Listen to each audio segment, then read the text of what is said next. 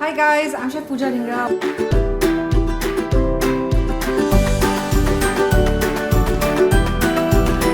Just make sure that your work is great and it's reaching the right people. If you're starting your own journey right now, I think it's a very exciting time.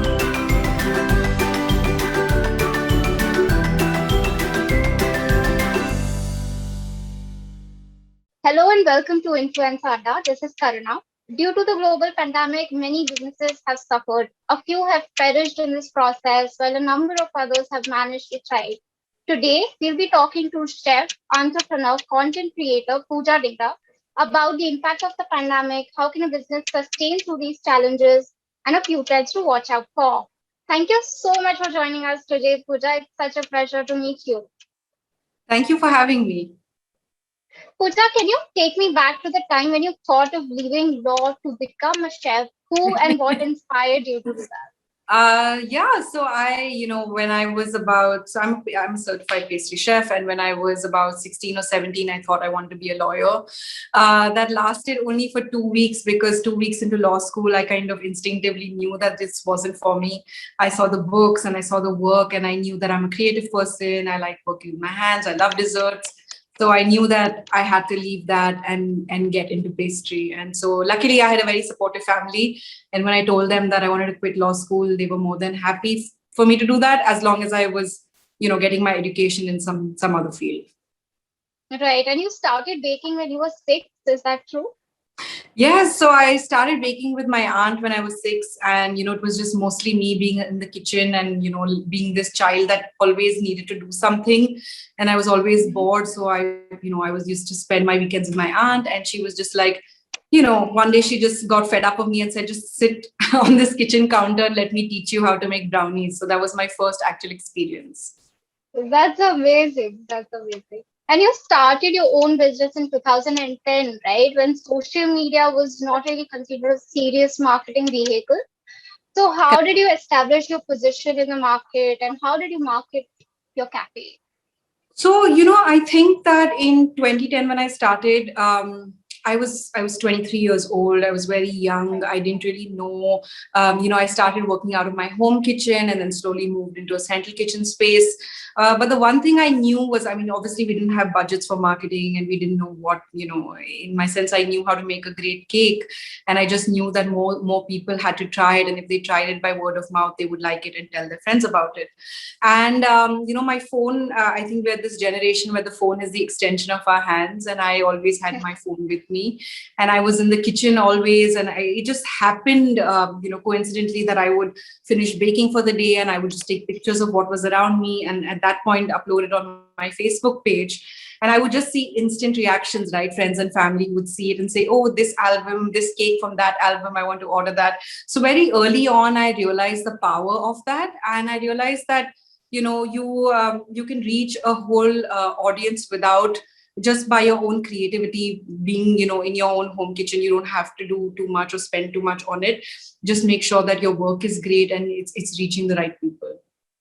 Absolutely, yeah.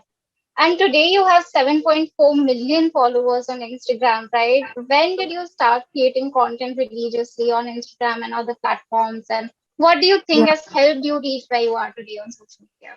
So I think, I've especially with Instagram, I've taken to it, from the first day that I saw, 9 or 10 years ago. I still remember clearly I had a BlackBerry and a friend had an iPhone and showed me the app and showed me these sepia tinted sort of photos. And I just fell in love with it. I've always been the person who's carried a camera, whether it was, a film camera or a digital camera, and now my phone camera. So I've always been that person who loves storytelling and who loves documenting memories. And so for me, this was just like a natural extension. I don't think I had to think too much.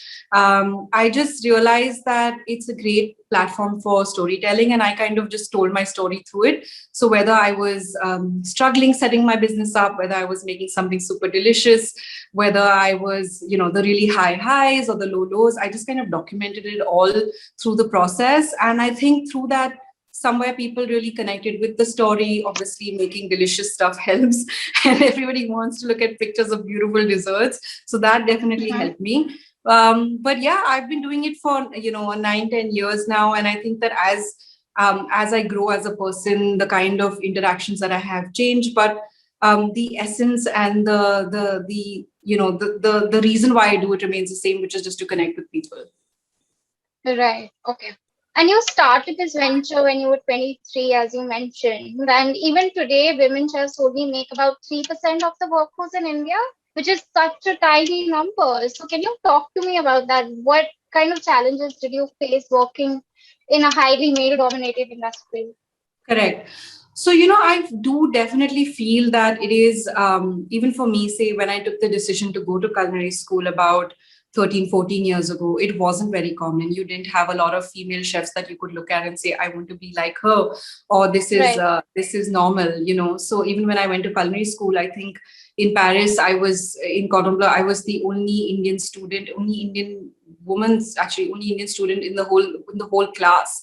And Okay. so it definitely was something that wasn't done as much. You obviously had people Right. doing it, but it wasn't as popular as it is today. And I think that we're changing and moving in the right direction, but it's definitely going there, but it's slow. And I'm happy to be a part of that change. Last year or the year before last, when I went back to my school in Paris, I was so thrilled to see that the class was full of Indian students and a lot of them Okay. women. So the change is happening, and as more women get into the field, and you open the doors for others to come follow you, and I'm hoping that change is happening, and I hope you guys can see it too. Indeed. Yes, absolutely. I can. So now that you are in charge at your own organization, how are you trying to make a difference and how are you building an inclusive, equal work environment? So I think it is a learning curve, right? I did start my business when I was 23 and I was very young. I started with, I'm a super feminist and I do believe in equal rights for women. And so that has been something that I've always stood by. So even in our organization, we do have a lot of women in the kitchen. The head chef of my cafe, when it was still around, was a girl as well. My entire C-suite and my top, team is women. So we try to do the best that we can. We also don't it's a process that I'm learning to develop as we go. So I don't know, other than just being as inclusive as I can and ensuring that I'm giving everyone the opportunities that I wish I had, or I wish that things that when I was working in other kitchens and I saw sort of differences which I told myself and noted in my head and said that this will not happen when I open my own organization. I'm working with those and building on those, and I think it's always important to be open to feedback and have those conversations with your team and ensure that their needs are being met. So yeah, it's a work in progress, but we're trying to get better every day. And what will be your message for budding content creators who are starting their own journey right now? If you're starting your own journey right now, I think it's a very exciting time. I think it's important to find what you're really good at. So find your niche. What are the few buckets of things that you really enjoy doing or that you are an expert in, and really take that, build on it, be as real and authentic as you can. I know it sounds very cliched, but that's what really works. And tell your story in the best way possible, right? I think people connect with real stories, and if you manage to do that in whichever medium, I think that'll be a success.